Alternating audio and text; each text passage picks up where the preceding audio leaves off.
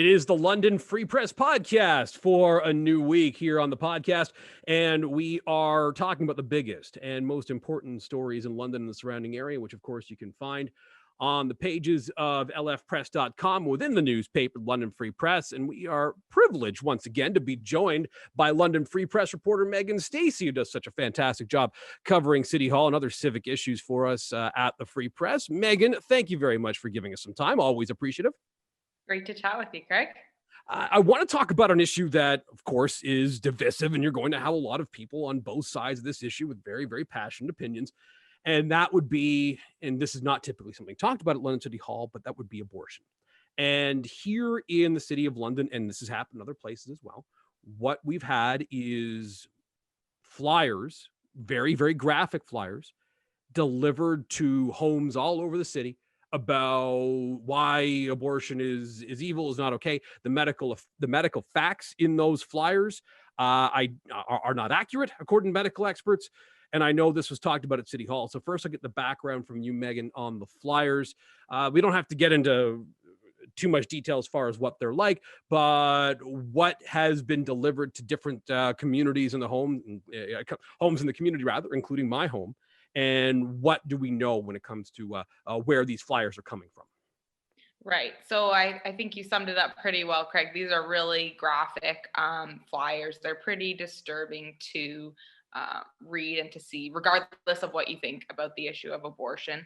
And so we've seen, a pretty widespread outcry, backlash, I would say, from people who are receiving, like you did, people are receiving the flyers or, stumbling upon them in the mailbox. So it's actually an out of province group that seems to be responsible. Of course, there are local volunteers affiliated with that group and with the cause, but it's a Canadian group, a national group that organizes these sorts of widespread flyer distributions, flyer drop-offs in various cities. So as you pointed out, not a uniquely London problem, but we are seeing a bigger scale, I think, than we probably have before. A lot of different neighborhoods in various parts of the city were targeted for those kind of widespread flyer drop-offs. And actually, I just heard from a couple folks that, neighborhoods or wards that may have been spared were getting sort of the deluge of these flyers. So I think, as I say, Craig, you really summed it up well. It's not something you typically get set for a city hall debate about abortion, right? And you could tell politicians were not eager to go there either, right? That's not something where city hall has jurisdiction at all. But that's why, right? We saw such a negative reaction, and so many Londoners were calling their city councillors and elected officials at all levels to say, what can you do for me here? I'm not okay with finding these kind of flyers in my mailbox. Yeah, understandably so. And there was a big petition that went around, a lot of people signing it saying, hey, we don't want these flyers being dropped off anymore, which is understandable. I get it.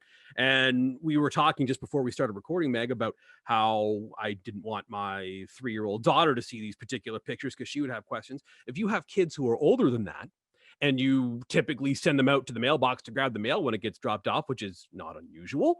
It is a situation where you don't want to be worried about, hey, what is my son or daughter going to see when they open up this mailbox? You shouldn't have that in your own home. So I get why people are angry about this. I suppose it's a long-winded way of saying that. No, and you know what? I do too, Craig. I understand. And I think one of the things that's sort of interesting here, and again, not unique, but flyers are so easy, right? They're accessible. I mean, we see that every election cycle. We all know our mailboxes are often packed with flyers. I think a lot of people would say they're packed with junk, right? Yeah, Whether it's a graphic anti-abortion flyer or, the sales at the grocery store. But, if you've got some volunteers and you have even a limited budget, you can easily do sort of a pretty easy and pretty quick print cycle, get those flyers in your hands and drop them off. So I think that's one of the reasons why we're seeing it crop up, because all you really need are a few willing folks to be distributing those. And as you say, in this case, it's not, a candidate headshot and here's what I'm going to bring you in the election. It's really graphic and pretty disturbing stuff. And I think across the board, politicians we're trying to signal to their constituents that they heard that concern. At least that's what I heard last week in the debate. There was a lot of talk from several different politicians about how disturbing it is to find that kind of flyer, right? And I've even been hearing from a lot of folks who may happen to fall on that side of the debate themselves, right? Maybe they are anti-abortion, but they say, hey, we want to talk to our kids about this at home, and that's not how I want the discussion to begin, is with some sort of gory, bloody flyer. That's not maybe as accurate, and certainly isn't going to be used really as an educational tool, right? And a couple of politicians just touched on the fact that it's very traumatic, even for an adult, sometimes to open that. Any woman who's had an abortion or lost a pregnancy or terminated a pregnancy for all sorts of different reasons, many of them maybe medical, right? It's pretty alarming to open that up, and it can be really traumatizing. That was the word that was used several times, is it's traumatizing. So I hear you, and I think a lot of Londoners, no matter where you might fall on that debate, get it too. So they got a lot of constituents' feedback. They got a lot of a petition with a lot of signatures saying, "Hey, London city councillors, you've got to do something about this." And again, I understand where those folks are coming from. I'm just not sure what London city councillors can do about it. You obviously were listening in on the debate, as you would with all the debates. That's part of your job. What did they say as far as what the options might look like, or what advice did they get from city staffers as far as what the options might look like? Right. And I think most people will understand, this is one of those issues that's just not fun for anybody, right? And it's not always that you get into a city hall debate and you kind of feel that hesitation, and you really felt the hesitation, I think, both at the committee level and then when it came to council last week. Just that sort of note of caution from politicians. There was a lot of speeches about, I don't want to wade into the politics around abortion here. We want to focus on the flyers. And so I only mention that because I think it's kind of interesting, and it speaks to your point, Craig, that there's a lot of potential barriers here. And city councilors, I think, ultimately are really weary of landing London in a sticky legal situation. That's what it comes down to, right? You don't want to do something that's going to give rise to a court challenge. I think there's also some concern about sort of feeding into this issue, right? Do you sort of just embolden groups? They say, hey, wow, the shock value is working. We've outraged, thousands of Londoners, and they're all writing to their city councilors. So that's something you see too. As far as options, there was a lot of discussion about, what direction should we go, especially at the committee level. So there was a motion that came forward from signed by 4 city councilors, not all of them were on the committee, saying, let's have staff just look at some options here, right? It could mean tweaking a bylaw we've already got. It could mean creating a new bylaw. And what those politicians were asking is certainly for staff to look at what other cities have done and kind of come back with hey, what's best practice here, right? Because as we mentioned off the top, Craig, a lot of communities have dealt with this issue, and very specifically this group and these same flyers or something very similar. So when that came to council, there was a lot of talk about the potential legal ramifications, and the legal advice that council may or may not be getting when this report comes back. And I think one thing that we've got to note here, there was ultimately a vote to ask staff to come back with that report. That was a 13-2 vote, so pretty decisive. But the other thing that's worth noting here is I think a lot of people saw that as something of a success, right? Our city councilors are advocating for us and they're looking for solutions, but nothing's coming back from staff for at least a year. We're talking 2021, third quarter, to just get a report on what possible options might be. So, if you're getting those flyers now and you're really upset about it, you might have to look at some other options. And that's something that came up too. Ward 1 Councillor Michael Van Holst was actually citing some advice from a pro-choice group that advises people, to put in writing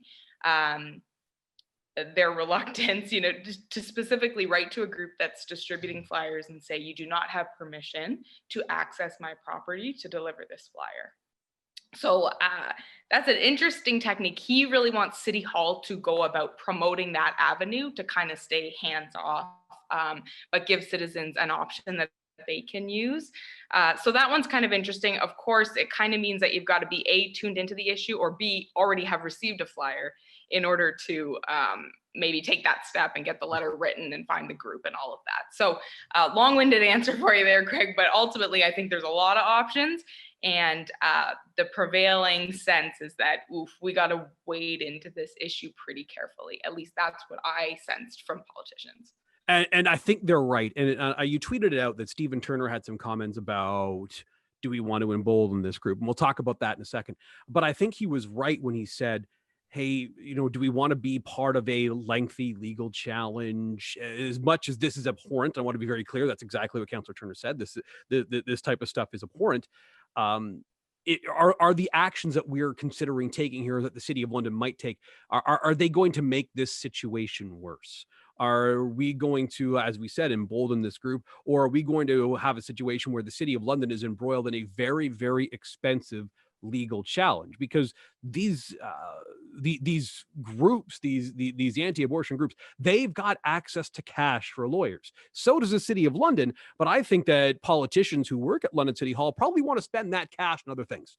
So that is, to me, the big question is not necessarily do you want to do anything, is what can you do and will it be effective? Because I don't think anyone wants to be on the council that puts together a bylaw that gets all the way to the Supreme Court. We're spending thousands and thousands of dollars on lawyers. I don't think anyone wants to be doing that. So this is the difficult situation that these folks are in at City Hall. Yeah. And, I think from a Londoner's point of view, from a constituent's point of view, you're thinking, this is totally appalling, right? I've got this flyer. I really don't like it. No matter what I think of abortion, I think, maybe this flyer isn't the most appropriate way to spread the message. And so to hear a city councilor maybe tell you, hey, there's not so much we can do about that, is really upsetting. And I think a couple of councillors mentioned that, and I'm certainly getting that sense from Londoners, right? They're saying, how is it that there is no recourse for this at City Hall? But I think you're right, Craig. It doesn't mean that there is nothing City Hall can do. There may be some options, but even in talking about the motion and the decision last week, what we're really looking at here is a bylaw. And the bylaw is not going to say you cannot deliver an anti-abortion flyer to my mailbox, right? It's going to be something about the content.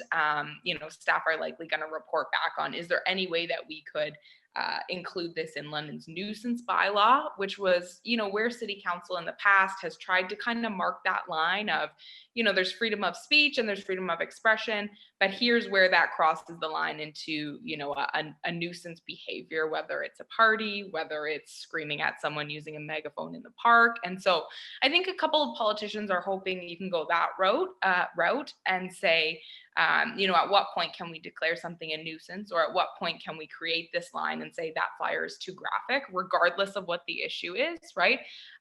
Elizabeth Pelosi and a couple of other folks were really pushing that message, right? This is not about abortion flyers. This is about any flyer that is really, really graphic. And you mentioned Stephen Turner's point.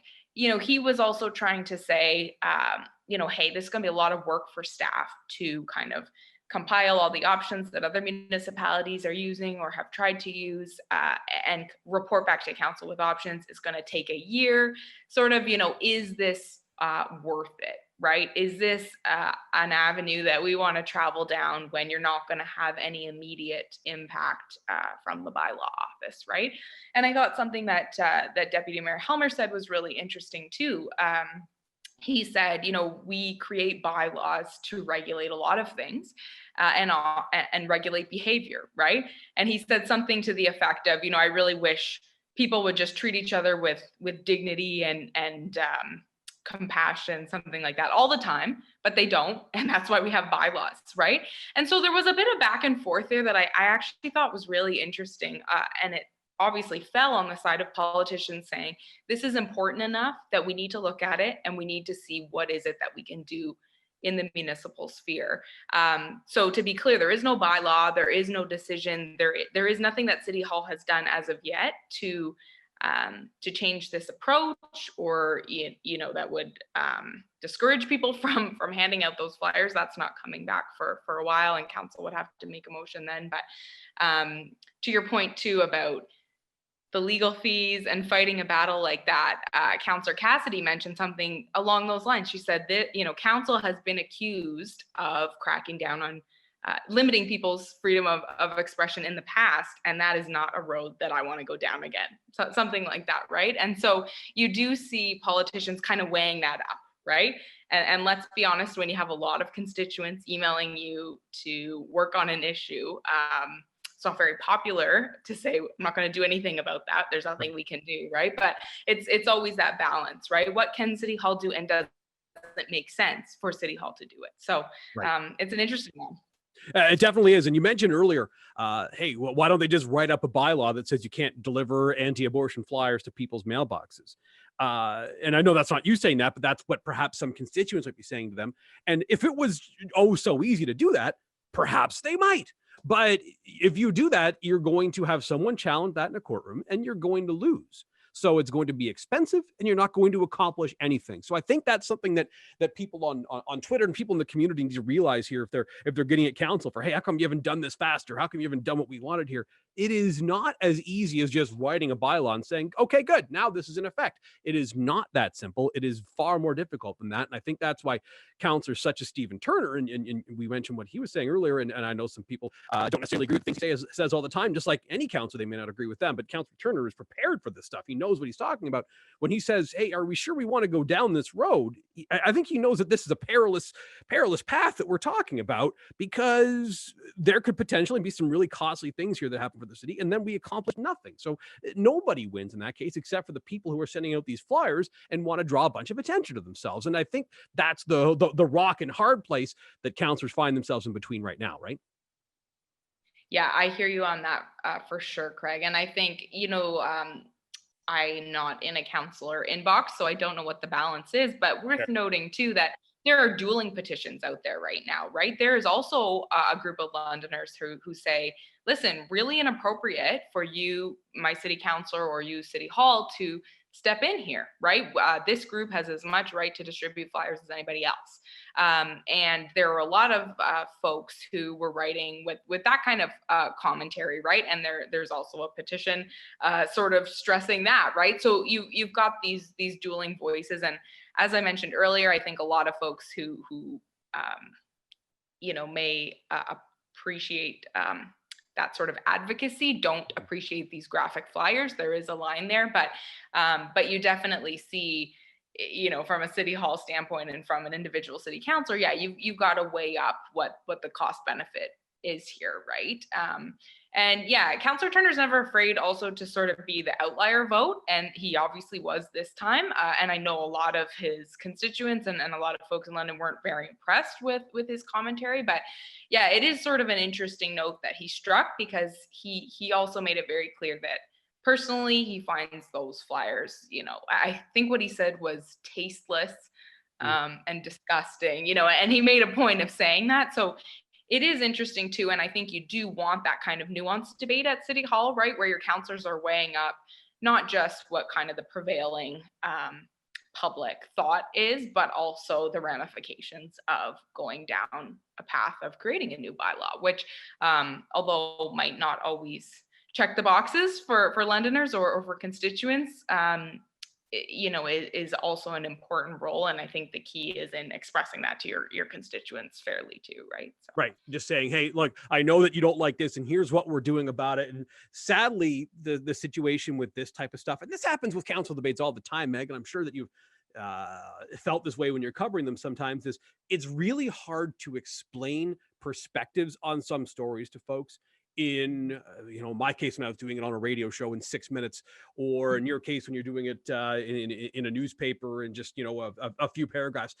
Sometimes it just requires a little more nuance than that. And if the person's got the patience to sit and listen to a podcast like this one, then okay, you're gonna get that nuance. But sometimes it's just hard to get that across, I think. And I find that as someone who's worked in the media for a long time, and I'm sure you found the same thing. Yeah, it's interesting, Craig, and I think we talk a lot too about, what you hear at City Hall and then what's really going on.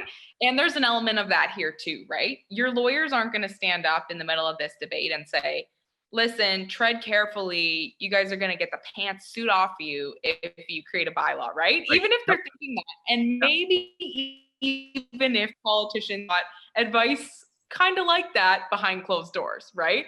So that's interesting, especially when you're wading into something like this, which is, yeah, as you mentioned, very divisive. It's a hot button issue and really important to a lot of people. I'm not trying to discount that, but you do kind of see that those hints kind of drop into the public discussion.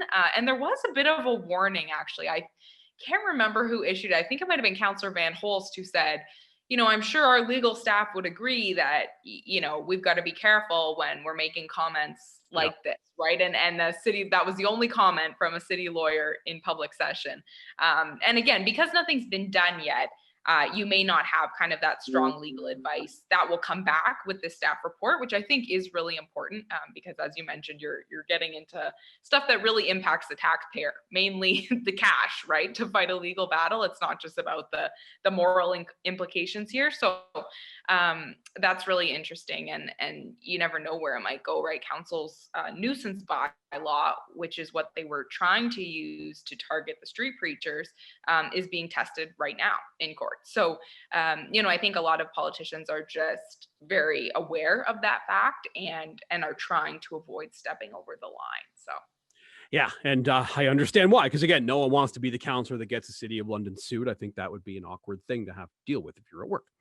I think we're going to leave it there on that subject, Meg, unless there's anything else that you wanted to add or talk about before we wrap up on that subject.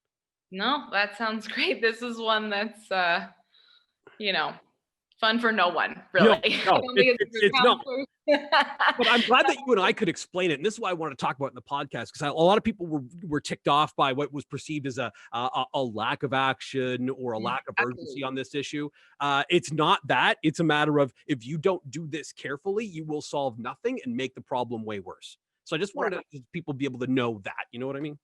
Absolutely. No, I hear you, Craig. And hopefully we're going to, it's, as you say, you got to walk a fine line in the media too about how to explain this and be fair and objective, and cover the political debate and then cover the kind of side debate or whatever the nuance is there. So yeah, I'm looking forward to getting into sort of the meat of city business. We got a budget table happening this week too. So that's the kind of stuff where I think councillors are probably more in their element, and maybe the media are too.